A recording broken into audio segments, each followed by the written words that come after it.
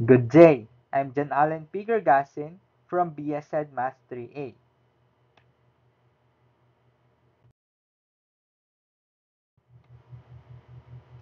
Now, we are going to discuss about the final project number 2. And in here, we need to explore its subgroups and draw a lattice diagram relating the different subgroups. So before anything else, let's first discuss or let's first know what is a subgroup. A subgroup is any subset of a group that itself forms a group under the same binary operation. To be considered a subgroup, the subset must satisfy the four fundamental properties of a group. Number 1, the closure property. Number 2, the associativity. Number 3 is the identity. And number 4 is the inverses. Next, we have here the three types of subgroups. We have here the improper subgroup, which is the set G itself. Next is the proper subgroups. These are the subsets of G with more than one element that forms a group. And lastly is the trivial subgroup. This consists only of the identity element.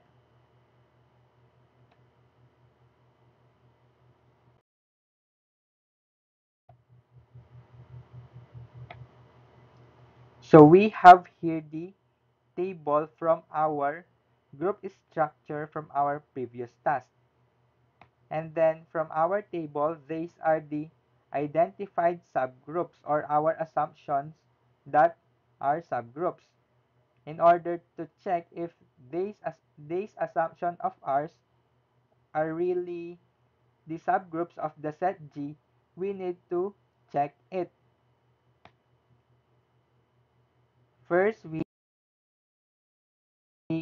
will check this subgroup of G containing the elements M, A, T, H, I, S, O, N, 1, 2, 3, 4, 5, 6, 7, and 8 under the binary operation star. As you can see here, this improper subgroup is the same as the original set or original structure from our group structure in our previous task, and it is proven that it is closed, it is associative, it has identity, and inverse for all the elements in the set. Therefore, this proves that it is a group and considered as the subgroup of itself. Next, we have here the assumptions subgroup of G sub 1, G sub 2, G sub 3, G sub 4, G sub 5, and G sub 6. In here, as you can see, when we operate each elements in the set, the resulting element is still in the set. Therefore, closure is satisfied. Next, to determine if it is associative, let's first rotate this into 180 degrees. And then as you can see here, if we rotate it by 180 degree, it has the same structure as the original table. Therefore, we can conclude that it is associative. Next, as you can see here, identity element exists. Therefore, identity is satisfied. Next, as you can see here, inverse element of the elements in the set also exists. Therefore, inverse is satisfied. Now, as we can see here, the four conditions are satisfied. Therefore, these assumptions of ours are really a subgroup. Therefore, G sub 1, G sub 2, G sub 3, G sub 4, G sub 5, and G sub 6 are really a subgroup of the set G. Next, we have here the subgroup of G sub 7, G sub 8, G sub 9, and G sub 10. As you can see here, if we operate the elements, our resulting elements are always in the set. Therefore, closure is satisfied. And then, if we rotate them by 180 degrees, their structure is just the same as the original table. Therefore, we can conclude that these are associative. Next, as you can see here, identity element exists. Therefore, identity is satisfied. And next, as you can see here, in each element, their inverses exist. Therefore, inverse is satisfied. Since the four conditions are satisfied, therefore, these are really a subgroup of the set G. Next, we have here the G sub 11. Since as you can see here, when we operate each elements, the resulting elements are always in the set. Therefore, closure is satisfied. Next, when we rotate it by 180 degree, as you can see, and then if we interchange the columns of O, which is this, and the column of T, which is this, and the row of M, which is this, and the row of I, which is this, it has the same structure as the original table. Therefore, associativity is satisfied. Next, as you can see here, identity element exists. Therefore, identity is satisfied. And next, as you can see here, inverses of each element exist. Therefore, inverse is satisfied, indicating that G sub 11 is really a subgroup. Next, we have the G sub 12, G sub 13, G sub 14, and G sub 15. As you can see here, when we operate each elements, the resulting elements is always in the set. Therefore, we can conclude that these are closed under the binary operation. Next, when we rotate them by 180 degrees, and then as you can see here, it has the same structure as the original table. Therefore, associativity is satisfied. And then as you can see here, identity element exists. Therefore, identity is satisfied. And also, inverses of each elements in the set also exist. Therefore, inverse is satisfied. Since we can see here that each four condition is satisfied, therefore we can conclude that G sub 12, G sub 13, G sub 14, and G sub 15 are really a subgroup of the set G. Next, we have here the G sub 16 with the elements M, A, T, H, I, S, O, N under the binary operation star. So we have here the table. As you can see here, all the resulting elements are always in this set or can be found in the set. Therefore, we can conclude that it is closed under the binary operation star. Next, when we rotate it by 180 degree and we interchange some columns, which is column of N and column of A, and then column of O, which is this, and column of T, which is this, and column of S, which is this, and column of H, which is this, and the rows of M, and then rows of O, and then rows of A, which is this, and rows of S, and lastly the rows of I, which is this, and the rows of T, which is this. We will get this. And as you can see here, it is the same as the original table. Therefore, we can conclude that associativity is satisfied. And then as you can see here, identity element exists, which is the element M. Therefore, identity is satisfied. And then as you can see here, inverses of each element exists. Therefore, inverse is satisfied.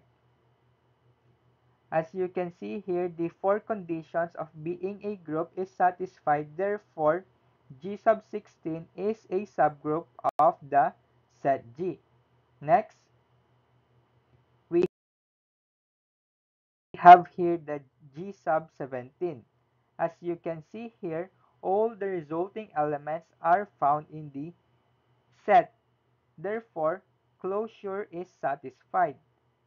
And then, when we rotate it by 180 degree, then interchanging some columns, which is the column of 5, which is this, and column of 1, which is this, and column of O, which is this, and column of T, which is this, we will get this. As you can see, this is the same as this table. Therefore, associativity is satisfied. And then, as you can see here, identity element exists again, which is the element M. Therefore, identity is satisfied. And then, as you can see here, inverses of each element exist. Therefore, inverse is satisfied.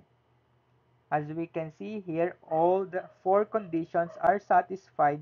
Therefore, we can conclude that G sub 17 is a subgroup of the set G. And lastly, we have the G sub 18. As you can see here, all the resulting elements are always in the set. Therefore, we can conclude that it is closed under the binary operation star. And then when we rotate it by 180 degree, and then interchanging some columns, which is the column of 6 and column of 2. This is the column of 6 and this is the column of 2. And then the column of O and column of T. So we have this column and this column. So we have this. As you can see here, this is the same as this original table, or it has the same structure. Therefore, associativity is satisfied. Next, as you can see here, identity element also exists. Therefore, identity is satisfied. And then, as we can see here, inverse element of each element also exists. Therefore, inverse is satisfied. Since we concluded that four conditions are satisfied, therefore G sub 18 is really a subgroup of the set. Now we have here the subgroups from our group table. We have here the improper subgroup, which is the subgroup of G with the elements M, A, T, H, I, S, O, N, 1, 2, 3, 4, 5, 6, 7, 8 under the binary operation star. the trivial subgroup, which is the subgroup of G1 with element M under the binary operation star, and the proper subgroups, which is the subgroup G sub 2 with elements M and I under the binary operation star. Subgroup G sub 3 is equal to the M and I under the binary operation star, the subgroup of G sub 4 with elements M and 2 under the binary operation star, the subgroup G sub 5 with elements M and 3 under the binary operation star, the subgroup G sub 6 with elements M and 4 under the binary operation star, the subgroup G sub 7 with elements M and 5 under the binary operation star, the subgroup G sub 8 with elements M and 6 under the binary operation star, the subgroup of G sub 9 with elements M and 7 under the binary operation star, the subgroup G sub 10 with elements M and 8 under the binary operation star, the subgroup G sub 11 with elements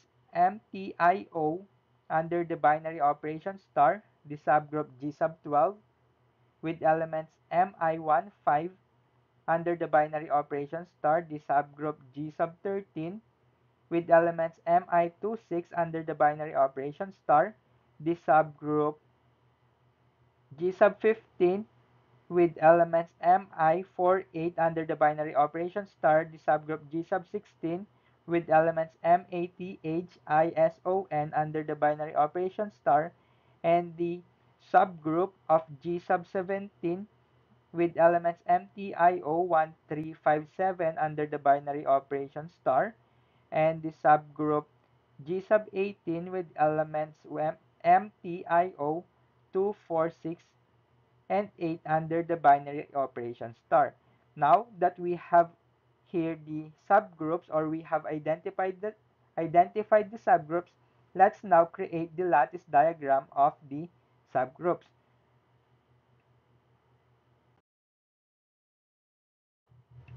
So we have here the lattice diagram.